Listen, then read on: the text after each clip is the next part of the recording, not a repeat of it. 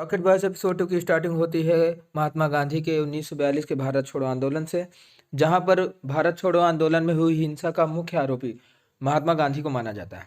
अब इधर हम देखते हैं बेंगलोर हाई कोर्ट में विक्रम साराभाई और उनके साथ होमी भाभा को, जिनका केस होमी के फादर लड़ रहे थे। जहां पर कटघरे में होमी के फादर विलियम क्रेनसॉ को बुलाते हैं, जो कि शुरुआत में कहता है कि मैंने इन दोनों को ब्रिटिश फ्लैग उतार करके इंडियन फ्लैग चढ़ाते हुए देखा। जिस पर विलियम के फादर उनसे पूछते हैं कि आपने इन्हें जब देखा तो ये सब कहाँ मौजूद थे। तो वो बताता है कि ये रूफ पे मौजूद थे और इन्होंने फ्लैग चढ़ाया। तो वो बोलते हैं कि उस समय रूफ जो 6 मंजिल पे था और साथ में उस समय सूर्य की तेज रोशनी पड़ रही थी। तो क्या आप श्योर हैं कि आपने इन्हीं को देखा है? जिस पर विलियम कहता है कि सर मैं श्योर तो नहीं हूँ, लेकिन हाँ कुछ देर बाद मैंने इन्हें ज़रूर देखा।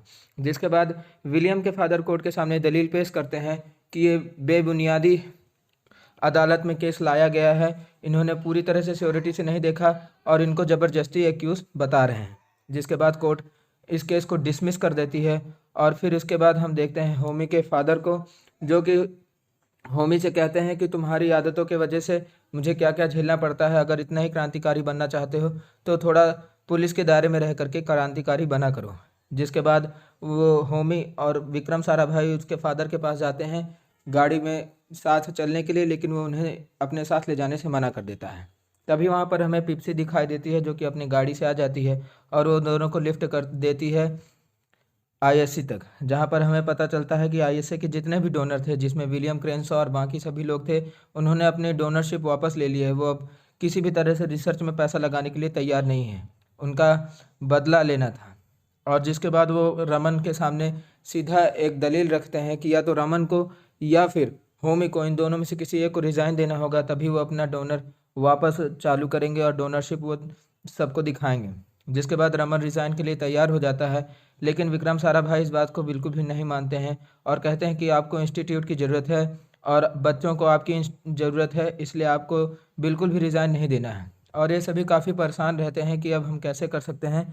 जिसके बाद वहाँ पर विक्रम साराभाई के साथ जो होमी भाभा थे, होमी भाभा एक दिमाग लगाते हैं और वो कहते हैं कि जैसे हम लोगों ने कैम्ब्रिज विश्वविद्यालय में देखा था कि लाइब्रेरी के समय एक ही बार में सारा फंड रेस किया गया था, इसी तरह हम अपने यहाँ फंड क्यों नहीं रेस करते।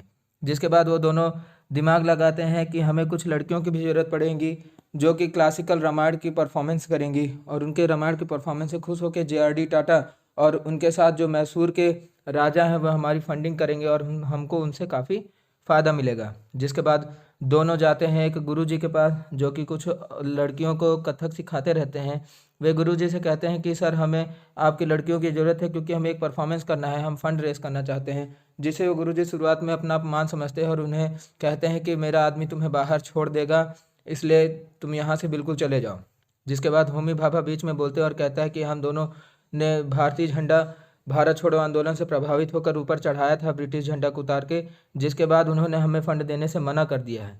जिससे सुनकर के गुरुजी काफ़ी प्रसन्न होते हैं और कहते हैं कि तुम्हें पहले बताना चाहिए था कि तुम क्रांतिकारी हो, और फिर उसकी मदद के लिए तैयार हो जाते हैं। अब अगला सीन रात का होता है, जहाँ पर सभी क्लासिकल परफॉर्मेंस देना चालू करते हैं रामायण की। और यहाँ पर होमी भाभा विक्रम साराभाई से कहते हैं कि ये छोटी सी रकम है, इससे काम तो चलेगा, लेकिन हमें कुछ बड़ा सोचना होगा। जिसके बाद वहाँ पे वो बोलता है कि शायद JRD टाटा और उनके साथ जो मैसूर के राजा हैं अगर इस बात के लिए नहीं माने तो हम लोग आखिर आगे क्या करेंगे।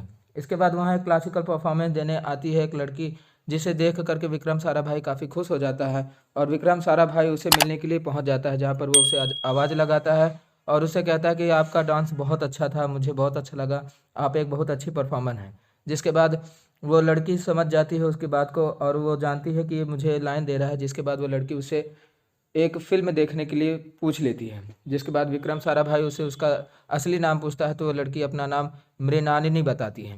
इसके बाद वो दोनों फिल्म देखने पहुंच जाते हैं, जहां पर साइंस फिक्शन का काफ़ी मजाक उड़ाया जा रहा था।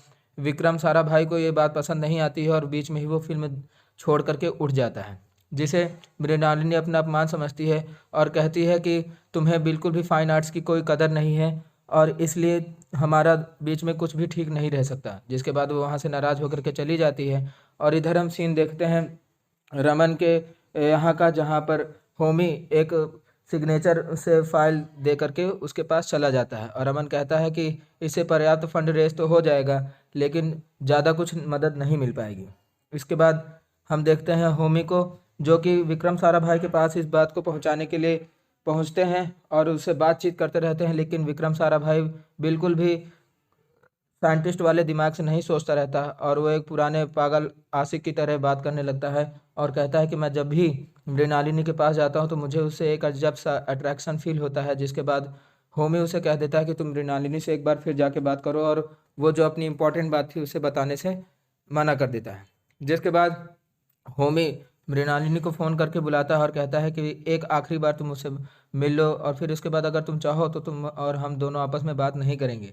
जिसके बाद वो मृणालिनी को एक जगह ले जाता है और वहाँ ढेर सारे सितारे रहते हैं, जहाँ पर वो मृणालिनी से कहता है कि मेरा जीवन का एक सपना था कि मैं एक दिन 1000 फीट की ऊंचाई तक रॉकेट जरूर उड़ाऊंगा। जिसे सुनकर के मृणालिनी काफ़ी खुश होती है और वो कहती है कि मेरा भी एक सपना था कि मैं भी एक दिन बहुत अच्छी डांसर बनूंगी, और उन दोनों में काफ़ी बातें होने लगती है। जिसके बाद विक्रम साराभाई उसे अपने साइंटिस्ट के अंदाज में एक प्रपोज कर देता है। इसके बाद नेक्स्ट सीन शिफ्ट होता है आईएससी का, जहाँ पर विक्रम साराभाई जब आप वापस अपने रिसर्च सेंटर पे जाता रहता है तभी कुछ लोग ले करके पैनल को वापस आते रहते हैं, जहाँ पर वो उनसे पूछता है कि तुम ये सारे सामान कहाँ ले जा रहे हो। तो वो उसे बताते हैं कि क्या तुम्हें पता नहीं है, वो कॉस्मिक रे यूनिट बंद हो चुका है। जिसके सुनकर वो शॉक होता है और वो फिर पहुंच जाता है होमी भाभा के पास। होमी भाभा से वो पूछता है कि तुम आखिर जा कहाँ रहे हो।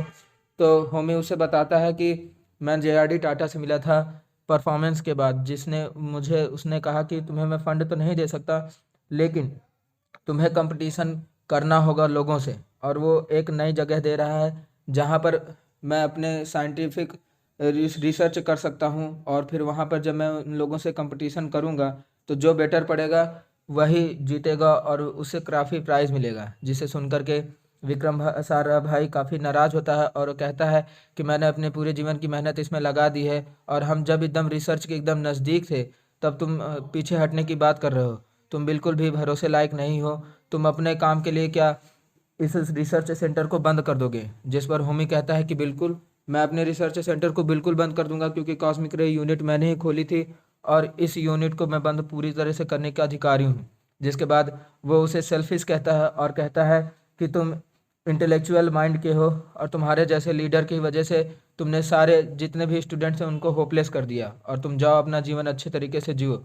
जिसके बाद विक्रम साराभाई से होमी कहता है कि हमें अपने कंपटीटर का खास ख्याल रखना है, और साथ ही साथ मैं ये नहीं चाहता कि मैं एक छोटे सी यूनिट में जिसे डोनर का सहारा लेना पड़े उसमें हमेशा काम करूं। मैं चाहता हूं कि मैं एक अच्छी जगह को एक्सप्लोर करूं जहां पर मुझे अच्छी तरीके से सामान मिल सके और मैं अपने साइंटिफिक रिसर्च को और अच्छी तरीके से बढ़ा सकूं। अगर अब तुम्हारा ये मानना है कि मैं अगर यहाँ रह सकता हूँ तो बिल्कुल नहीं, मैं अपना काम स्वयं से करूँगा। अब तुम्हें ही निर्णय लेना है कि तुम यहाँ रहोगे और डोनर लोगों का ही सहारा लेते रहोगे, कि तुम अपने लिए एक खुद की नई प्लेस बनाओगे। ये तुम्हारा रीज़न है। और इसी के साथ वो चला जाता है और फिर वेब सीरीज़ के एपिसोड 2 का अंत हो जाता है।